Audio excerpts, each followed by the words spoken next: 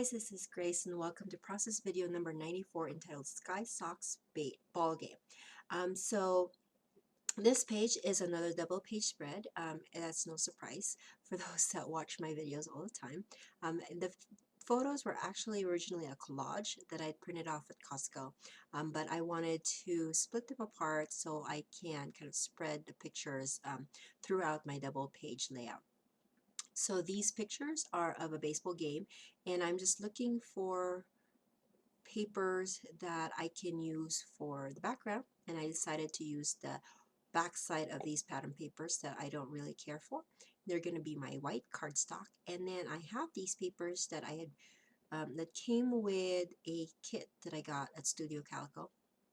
I don't subscribe to them, but they were having this deal months back where you buy a past kit, documentary kit for $5 and plus shipping, and so I jumped into that and got this kit, which it was really hard for me to work with. I've already said before that although Studio Calico is cool, their style is very different from mine. Um, so yeah, but I wanted to use them up here because they were in my products of the items that I want to use up, and so I pulled them out here. Now the one thing that I did here in this page that I don't normally do is to use two different papers for the background. As you can see, I have one that's numbers on the left side and then that green plus sign paper on the other. Would I do this again? I'm not sure if I would do it again, but my initial thought was that it would all come together because of that striped paper on the bottom. It has all of the colors that I'm using for this page, and the border or the strip goes across the page. So I'm hoping, and let me know if it actually worked, because you're the one who's kind of looking at this page and um, tell me if it actually worked or not. But my hope was that that paper was going to kind of blend all of the other papers in the background. So I'm sorry that the page is a little bit skewed to the right and you're not seeing the very end of that the page. I will have to make sure that I change that in the next time that I do process videos. So I pre-printed my journaling.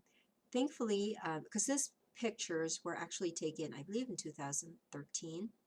And so I don't remember the specifics of this page anymore, being that, that's 3 years ago.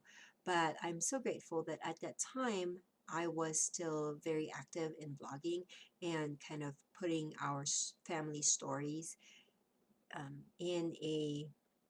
or documenting our family stories in that way, so that when I'm ready to scrapbook that page, I can just pull out what I said in my blog as to use as journaling.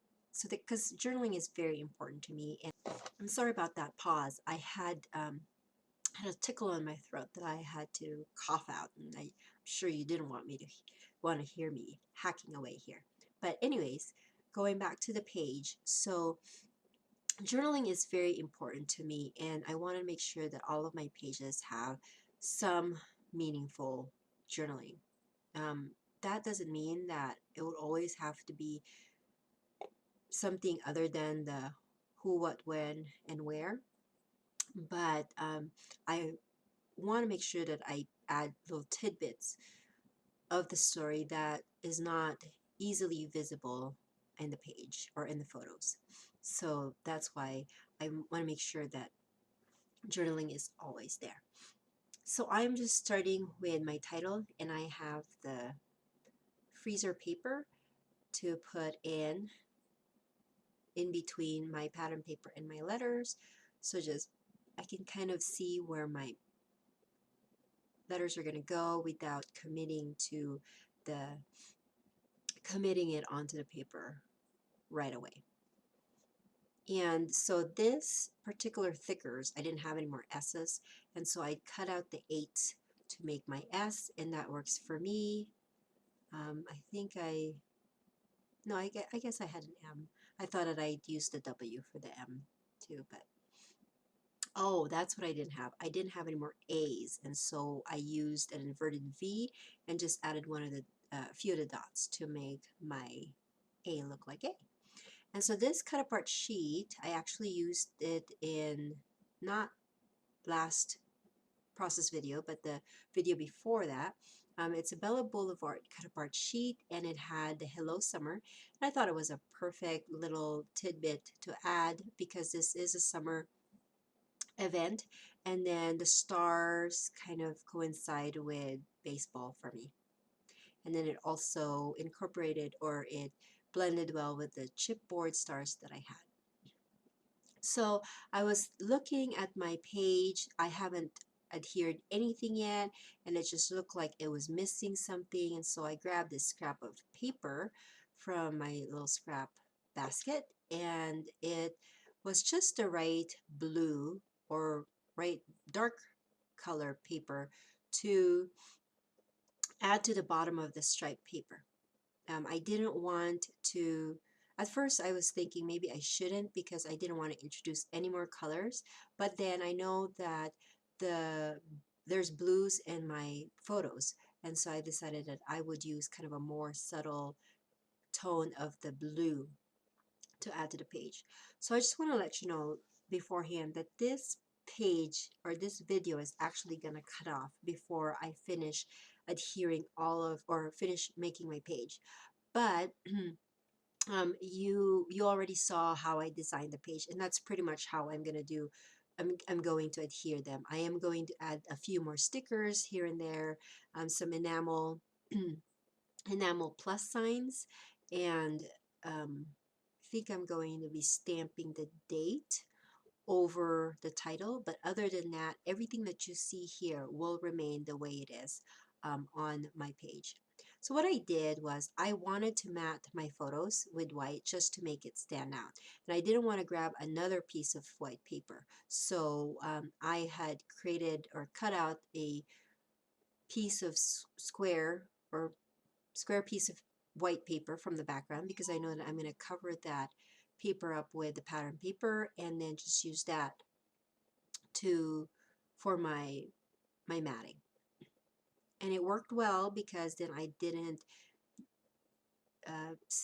spend or use up a lot of other paper. I don't have a lot of scraps, and I am utilizing the stuff that is already on my table. So I just was kind of curious as to those people that do watch my videos, if there is anything specific that you would like to see more from me. If there are, can you please leave it in the comment section below, because I'm really interested as to what draws you back into my on my YouTube channel, because we all know that there's a lot of channels out there. I appreciate you coming back and supporting me in this channel, but I want to make sure that I cater my videos to the ideas and inspiration that you are looking for. So if you can kind of let me know what you like in my videos, or the kinds of videos that I put out there, which ones of those do you like, and so that I can kind of plan towards that direction. That being said, I'm also kind of toying with the idea of doing some kind of class in the fall. I have a 6-week window between when my spring semester ends and my fall semester starts. And so I'm thinking that between that 6 weeks, I can probably put together a class for you guys. And so I don't know the details yet. I'm kind of gearing or looking towards doing a double page spread. Would you be interested in that kind of class? So again, leave your comments and your thoughts below so I can read on it and help me to kind of move in the direction that would be best for my viewers. So that is it for my page. I am going to start putting together, or I'm going to put on music now because it's all about just adhering things. But if you have any additional questions about this page that I haven't talked about yet, just let me know, and try to answer that as fast as I can. And I will see you when I see you. Thank you so much for watching, and you have a great crafty day. Bye.